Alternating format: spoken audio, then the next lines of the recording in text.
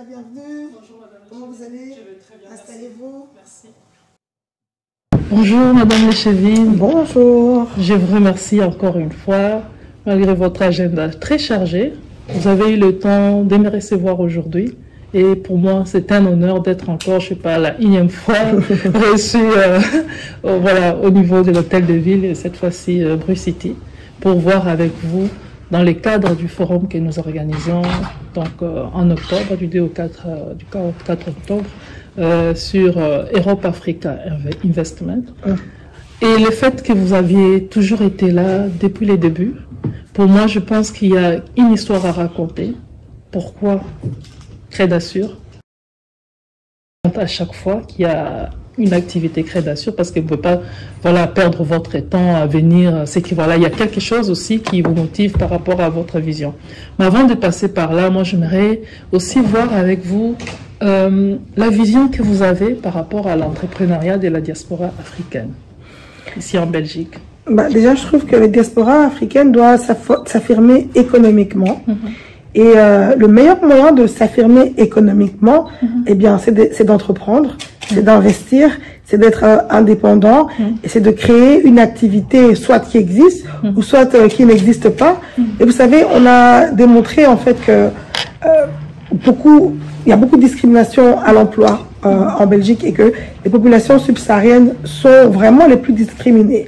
Et le remède qu'elles ont trouvé pour se sortir de cette discrimination, eh bien, c'est d'être son propre patron, de créer sa structure. Et ça permet en fait à notre diaspora d'être épanouie, d'arriver à son plein potentiel. Et bien sûr, on doit soutenir toute personne qui veut entreprendre et être indépendant et l'accompagner dans ce processus. Ok, c'est top. C'est quoi votre rôle dans tout ça par rapport à la diaspora africaine? Elle veut entreprendre, elle veut créer. Et vous, en tant qu'Echevine, et déjà même félicitations, hein, donc député fédéral à Bruxelles, c'est une fierté pour nous, déjà belges, issus de la diaspora africaine. Et je pense que c'est un modèle pour beaucoup de femmes qui pensent que c'est impossible, qui pensent qu'en Belgique c'est impossible de voir une femme occuper des postes à responsabilité. Et je pense que vous pourrez être vraiment un modèle qui pourrait inspirer les autres qui n'y croient pas. Alors, c'est quoi votre rôle en tant qu'Echevine et là maintenant en tant que député fédéral par rapport à voilà, l'entrepreneuriat de la diaspora? Mais en tant qu'Echevine à la ville de Bruxelles, on est précurseur pour accompagner les entrepreneurs parce que on a une régie foncière. Notre régie détient plus de 400 cellules commerciales. C'est quoi notre objectif? On estime que pour être entrepreneur à la ville de Bruxelles, vous savez que les loyers sont très chers. Mais nous, avec notre régie, on permet d'appliquer des loyers qui sont moins chers que le marché locatif normal de 15 à 20%. Pourquoi? Parce qu'on estime que pour entreprendre dans la capitale de l'Europe, il ne faut pas nécessairement être fils de avoir une grosse fortune. Et nous, en tant que pouvoir public, en tout cas, notre volonté, c'est d'accompagner tout Bruxellois qui veut se lancer dans un projet entrepreneurial, qui veut avoir un commerce, qui veut avoir un restaurant, qui veut avoir une petite alimentation. Et c'est pour ça qu'on a ces 400 cellules commerciales à la disposition des Bruxellois. Alors, ma particularité en tant qu'Echevine, c'est que on a voulu faire des occupations temporaires pour aider les personnes qui veulent se lancer. Quand tu viens avec ton projet, tu n'es pas sûr qu'il va marcher. Comment la ville peut t'accompagner?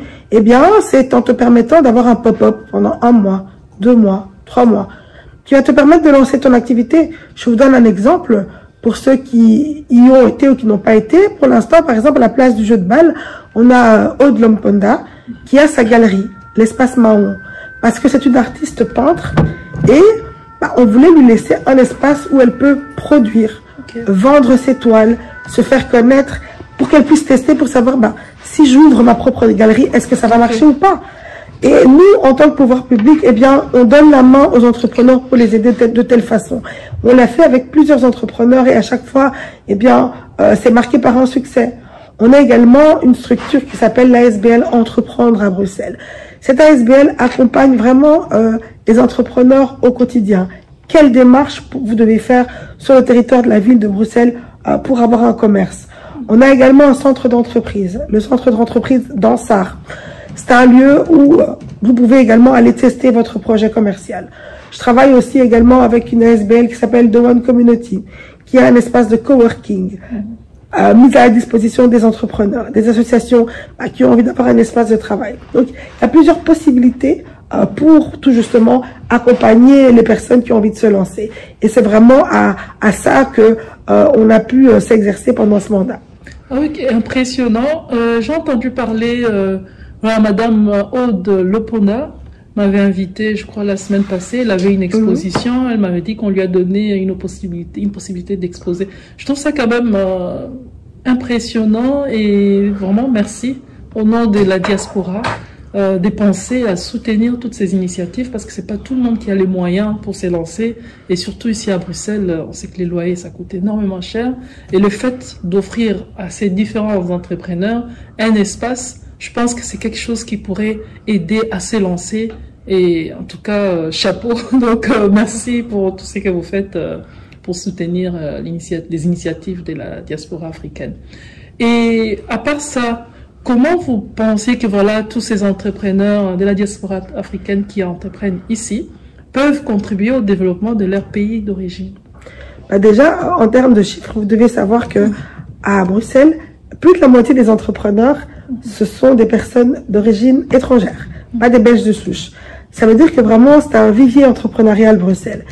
Et c'est assez intéressant parce qu'en fait, ces entrepreneurs peuvent acquérir des techniques, de la technicité ici, de l'expérience ici en Belgique, tout justement pour le rapporter dans leur pays d'origine. Et c'est ça qui est fort, parce que ça fait un lien entre nous, Bruxelles, et les pays d'origine de nos Bruxellois. Et c'est ça qui nous place comme ville internationale. La richesse de Bruxelles, c'est 140 nationalités. Et bien, cette richesse va également se faire sentir dans l'entrepreneuriat et dans les liens qu'on aura avec les pays d'origine de ces entrepreneurs. J'encourage toujours toute personne en disant, si on a appris quelque chose ici, eh bien, il faut qu'on puisse l'exporter dans les pays d'origine parce que ça montre la richesse de Bruxelles. Et donc, j'encourage tous les entrepreneurs qui viendront au forum Crédasur, parce que c'est le but de ce forum, c'est les échanges.